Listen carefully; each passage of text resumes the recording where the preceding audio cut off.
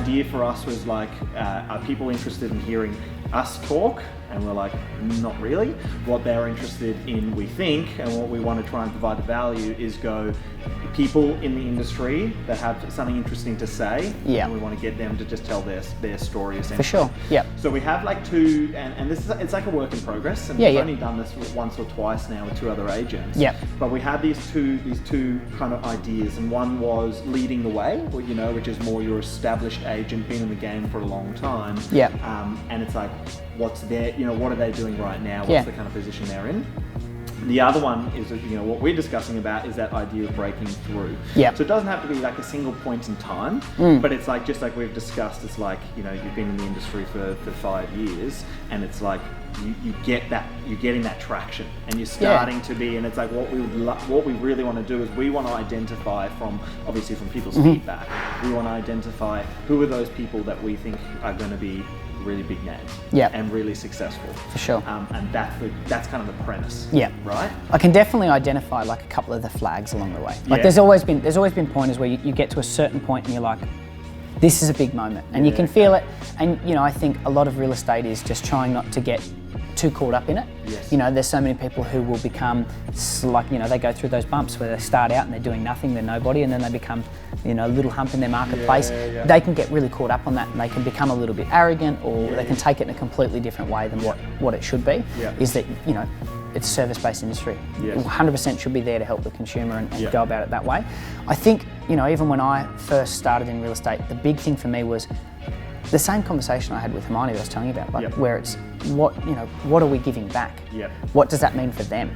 Like I was at a conference the other day and hearing some of the agents within this room. The number one question they ask is, what fees do you charge? What's your average price? As in, when you say that, sorry, do you mean the number one question the vendors are asking? No, other agents. Asking each other. Yeah, asking each other. And I think that's where the industry gets lost, is everyone likes the idea of real estate, and for the wrong reasons. They like the idea of it because they like the money, they like the cars, they like all the stuff that people tend to gravitate towards when you look at the top agents. But the thing that I suppose that I've seen that a lot of the top agents have in common, empathetic, genuine, hardworking, and don't just like the idea of it, they like the implementation. Like how many of those guys do you see that still prospect, that still sit on the phones for hours? I went to a training thing and John McManus was there, and I thought, isn't this crazy? This guy was the #1 in our brand, Farrugia Hooker, and he's still doing training, the same training that we're all doing. He's still asking questions. And that was recently? This would have been last year. Yeah, right. Awesome. And I just thought, how cool is that? Like, it just shows that this guy's so hungry to learn, and so that's what I took away from it. Where everyone else might take away, his flashy suit or his nice car. So I think that was a big thing for me, was just trying to pull all of that away and just try and work out, okay, who do I want to be as a person in terms of personal life, work life, having that balance, but also trying to remain the same through both. So at home, I'm no different to how I am at work. That's super. And I try and make sure that shines through. So, occasionally there might be a couple of swear words that slip out during a couple of appointments, but it doesn't matter, because they understand that just means I'm comfortable. I genuinely am there to help them through that process. But when I peel it back and I think to when I first started to where I am now, what are some of the key things? I'd have to say probably like a lot of phone calls and a lot of hours. Like a lot of guys would know, it's just about, if you can build as many relationships as you can, they're not all gonna come to something, but throwing as many balls up in the air as you can. And just try and see what you can catch, see what you can land. Let's drill down on that a little bit. For sure. So that we can so that we can create like almost a framework. So we're imagining now as a young agent, as you're talking to yourself 5 years ago. Were there really predefined goals for you in terms of like what volumes and numbers 100%. You need to do? Run me through that. So when I first started in sales, and there's like a bit of a backstory with it. So I wanted to go into sales at the time. I would have been 22, I think. And I spoke to my principal. I said, look, I've done business development for 2 years. I've bought in almost 200 rentals. I think I'm ready. He's like, no, too young. And I thought, gosh, really? And he's like, mate, you just got a baby face. It's not going to work. I can't put you in it. And anyway, I pushed back and fought, and he put me in it. The minute I got in it, I thought, you know what are some really cool goals that I can set myself that I know will keep me accountable and just keep me hungry all the time? Because I think people have this misconception that you're always motivated.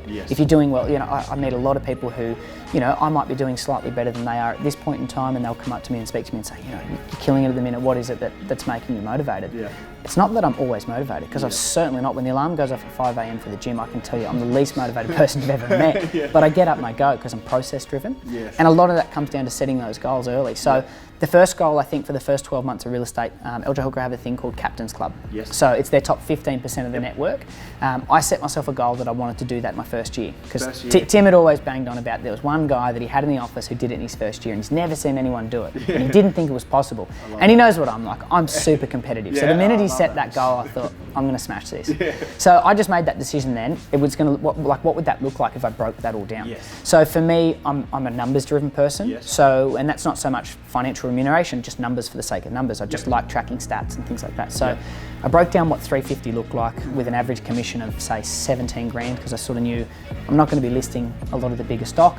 When you first start out, you're going to be listing some of that average price of about 600-700 and working through it like that. So I worked that out, worked out how many appraisals that looked like, how many listings that looked like, then my conversion rate, what that would need to look like, and then broke it down again into more like macro stuff where it was, you know, calls, appointments, that sort of stuff. So from there, it then ended up just being, if it was 350 a year, this is what it was per month, and this is how I needed to go about it. So then it was making decisions like cutting out a bit of lifestyle, you know.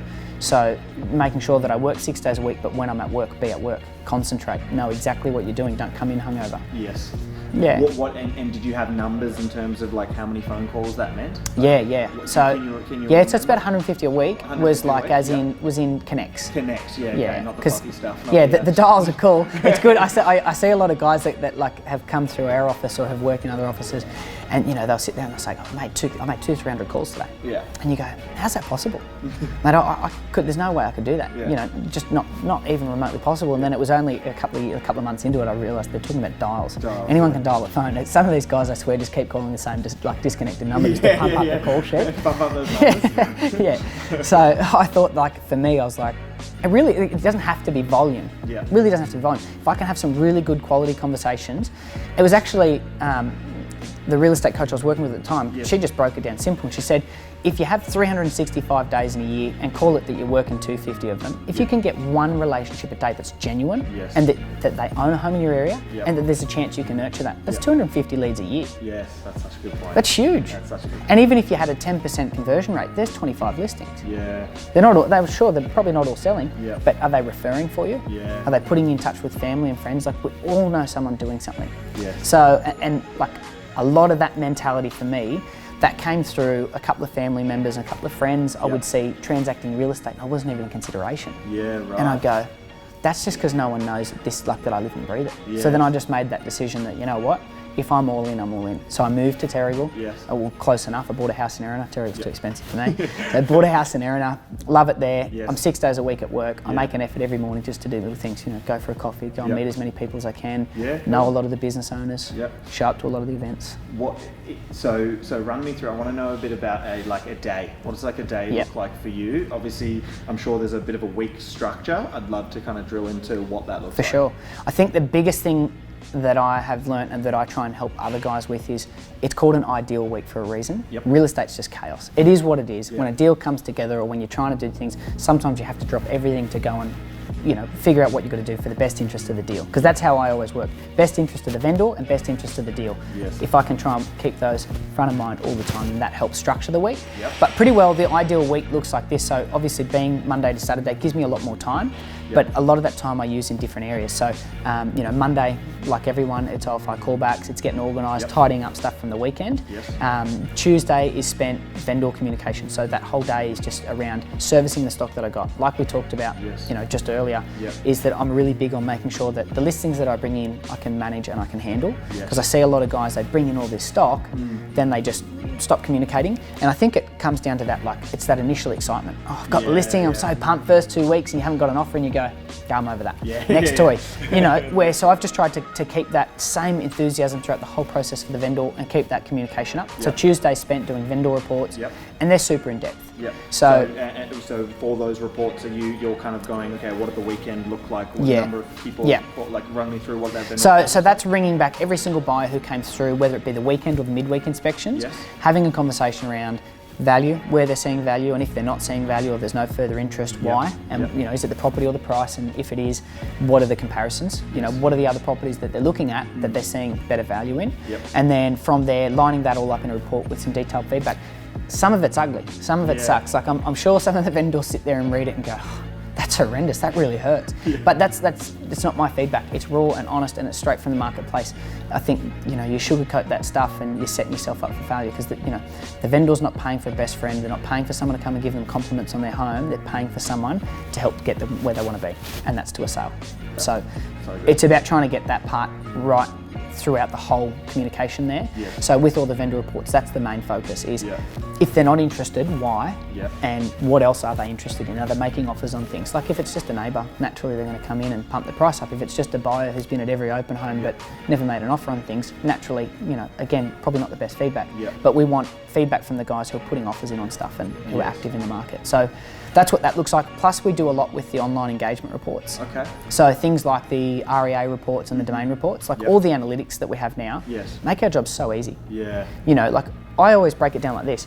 If a property, for example, is getting 5,000 page views, right? Which in our area, that's a solid number. If you're getting 5,000 page views and 150 to 200 people are saving the property, and then you have your first inspection, you're getting 2 or 3, it's overpriced. It's overpriced. It's marketed well enough, you know that, because it's on all the big platforms, all the major networks. It's almost hard to market a property poorly these days with the quality of photography, you know, how competitive it is to get the business in the first place. So there's no way your vendor is going to let you get away with poor quality marketing. So it's getting that right.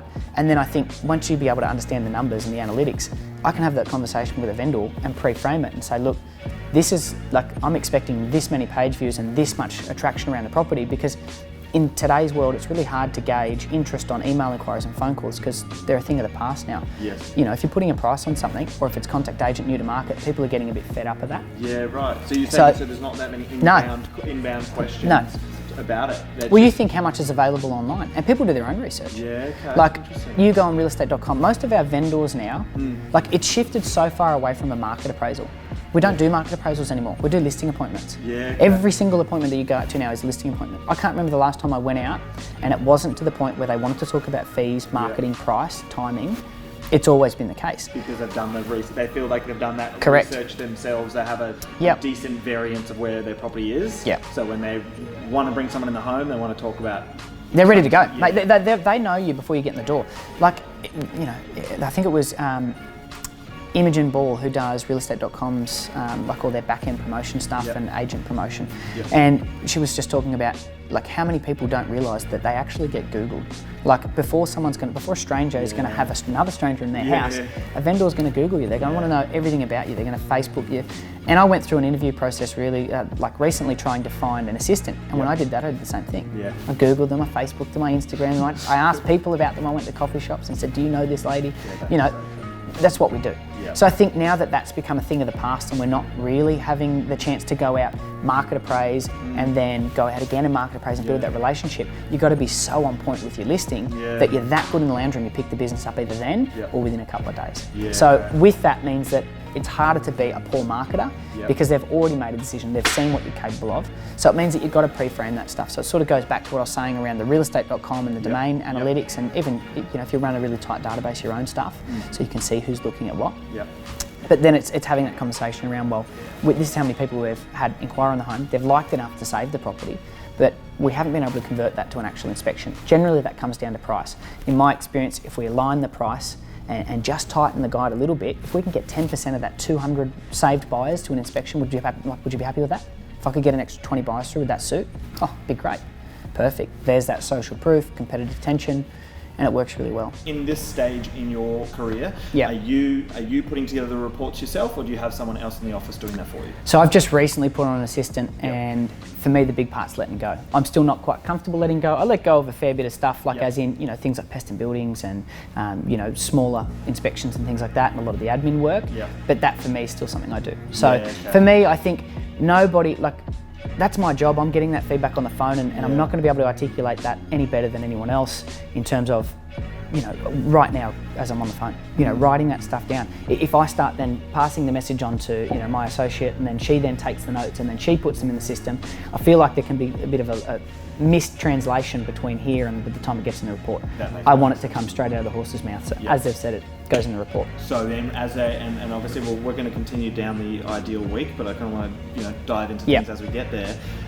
As you're on the phone with those buyers and they're giving you that feedback, you're typing, you're writing it down. You pen and pad, or you typing? Keyboard. On the keyboard. Yeah. It took a long time. So now, you know, I think that's one of the best attributes you can learn is if you can get some really good computer skills to be able to do things quick. Because I've got a lot of hustle in everything that I do. Everything I do, I try and think, is there a quicker way that I could be doing this without cutting corners? But is there a more efficient way that I can do it? So that's things like get some templates. Like the amount of agents I see still writing the same email about, you know, please see attached the contract for sale. I need you to sign such and such, and I need you to do this, and this is the special conditions form. Have a template. Insert the stuff with the template. It's simple. But I think for me that was a big thing. So just trying to get really good computer skills, because I can tell you when I started, horrendous. Well, as I said, I left school at 16, and when I left school, it was from school, McDonald's. No, again, didn't need a computer. I was a restaurant manager there by the time I was 18 and running the store. And then I went from there to a golf shop. And then when I decided to get into real estate, mate, I'd had very little reading and writing skills because it had been so long since I'd done it. And even in school, I wasn't a standout student. And then it was like, you know, computer literacy skills, that sort of stuff. So I taught myself as much as I could, because for me, I thought, how can I ask someone to list their home with me when I don't know what a paragraph is? I don't know what a comma is or a full stop. I don't know how to space things. It was just horrendous. Like, I remember first starting, and there was one of the ladies in our office. She was the principal's associate. And you know, when you first start in a job that you've actually gone and asked for, because there was no job advertised. And we'll touch on that later if you're interested in hearing about it. It's a funny story. But I ripped into there and I thought, you know what, how good's this? I'm going to be great. Like all young, cocky 21-year-olds, I thought, you know, this is going to be piss easy. I'm just going to do so great. Mate, they just tore shreds off me. Just tore shreds off me. You can't spell, you can't read, you can't write. You know, your phone mannerisms are terrible. So I just thought, you know what, this is all good feedback. You need to hear that. And you know, I'm not someone who, I don't like things sugar-coated, because I don't sugarcoat them myself. I'm very direct. So I sort of thought, well, I'd rather just hear it. Okay, girls, if I suck at this, then just tell me. Show me how I can get better. Run me through the things that we can do. So literally there was things like, I would come in and do, after hours, some of the girls would stay back, and that's Ash and Michelle, and they would do some training with me. So it would be training on how to spell things, or how to write things, or how to space things. So it's super crazy, but I've come such a long way. Like, I can write a pretty mean, well-worded email. So I'm pretty happy with that. I'm sure there's still someone who can pick me up on spelling mistakes, and I'm sure anyone watching this is going to sit there and go, he can't spell. I'll send him something. I'll send him a screenshot. Yeah, correct. But as a generalisation compared to where I was, massive difference. So I still do all of the reporting, everything along those lines. All the communication still comes from me. The only things that I've started to let go of is things like typing into the contract, typing into the agency agreement. Because that's like getting the marketing plan. It's more like it needs to be the same each and every time. Yeah, that's right. Because for me, like, I still go out after every listing appointment. I'll still write a full in-depth like a bit of a review based on summary, I suppose, on what we've just talked about. Because I know a lot of people, I think it's you guys who provide the actual platform. It might be. You know, the digital platform that everyone sends out as their like post list and pre-list stuff?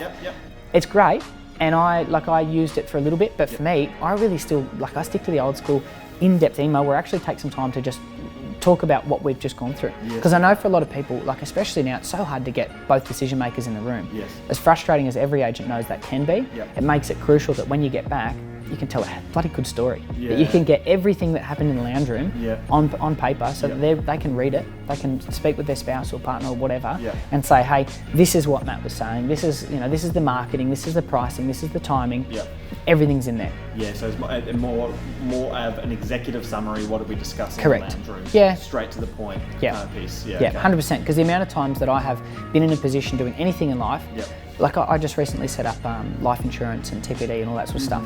And I went into the room the first time, and he's running through all this stuff, and I'm like, this is nuts. All I wanted to know was what it cost, because I thought, oh, here we go, another ticket clip. And he goes, oh, it's going to cost around X amount. Sweet. Once I got to the cost point, I actually had completely forgotten about half the other stuff. I was like, oh, I can't remember really what I'm covered for, how it all works, what I need from here, all that sort of stuff. So then we set up another meeting, but before that meeting, he'd sent me an email with everything I needed to know and summarised, and that to me is super important.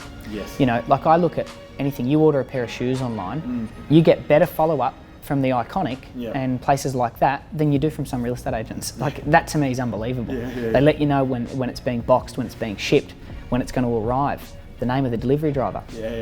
Like that to me is just insane. So I try and apply those same principles to real estate. I love that. But what I want to do, I want to continue with the ideal week. But then what I think we're going to do is, because I think your story is really key. I really want to hear. I want to discuss that piece. So that's Tuesday. So now we've got Wednesday, Thursday, Friday. So Wednesday, Thursday, Friday. That's just like for me. It's moving the needle forward on every single deal I've got. So that's probably the main mindset, is just moving the needle forward. And then in doing so, a lot of stuff falls off the back of that. So, yes, there's a lot of prospecting that's just, I think that's just standard. Every agent knows that. That's a day-to-day thing. But people look at prospecting in a different way. It's not locking yourself in a boardroom and making 45 calls, because I can tell you I'm not that way inclined. As I've said to you before, I'm fidgety. I've got, I'm ADHD, I'm always going, I'm always moving. So for me, it's not locking myself in a boardroom and going, I'm going to punch out 45 calls to a street and to people I don't know. It's ringing people I know. It's building better relationships more often. It's going to coffees, it's going to cafes. Some of the places you get listings from that you would never believe. A tenant that I put in a property 4 years ago, I see him every single day. He drives a delivery truck. And every single day that I see him, I go over and I shake his hand. How are you, Neville? How's things? How's the family? Let him go about his day. And I do that every single time I see him. I go out of my way. He's referred me more business than I can count. That's amazing. And it's uncontested. It's at full fees. It's full marketing. So then I reward that. There's nothing I appreciate more than a referral. So with that, sure, the only way sometimes we can reciprocate is with gratitude and sometimes gifts. So I'll always go out of my way to try and give him something. So last time was a bottle of Irv, and he was pretty wrapped with that. But that to me is prospecting. It's everything that you do. It's about making sure that, like I said before, if you're all in, you're always prospecting. Prospecting can be Facebook, can be Instagram. I've got listings from both of those before. I run a pretty good social channel. There's definitely areas for improvement. Don't have a ton of followers, I think in comparison to a lot of the big guys. But that's what it's about, just slowly building the right followers. So the people who are following are clients, are people who are going to be like repeat customers. That's awesome. So that's what that usually looks like. That's the week. Market appraisals, listing appointments, but again, it ends up being chaotic. So I think it's important to have framework with how your day might go. And if I had advice to any agent who's maybe in a similar position where they're starting to break through and starting to get to a point where they're maybe going from 350 to 700 or something along those lines, the biggest thing is to stick to your structures. So it's about coming in every single morning. The first thing I do is turn my computer on.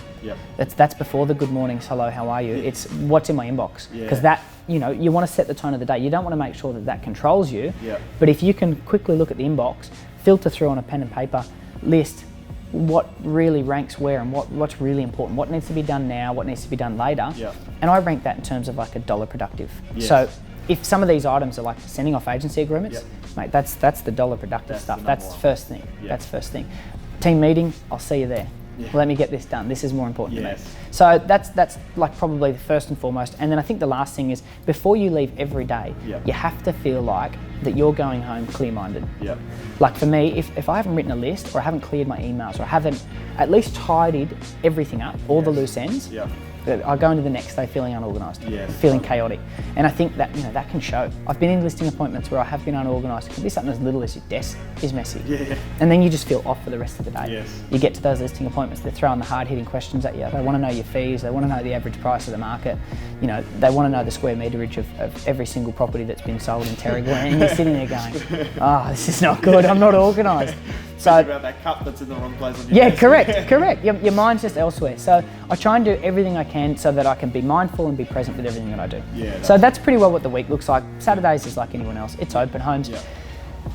Mate, I find Saturday, it's just an energy thing for me. On Saturday, I want to make sure that when people come to my open homes, it's not about how good your candles are, how good your brochures are and your setup, what car you've just pulled up in. It's how energetic you are, how helpful you are at the open home.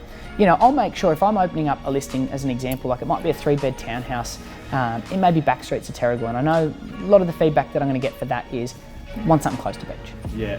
Plain and simple. I know the feedback. So when people come and have a look at it and they've 100% ruled it out indefinitely, and they've said, Matt, this isn't for me. For me, it's then about, okay, I can't service them on this particular property and I don't have anything else that might suit. But I tell you what, I reckon someone else does.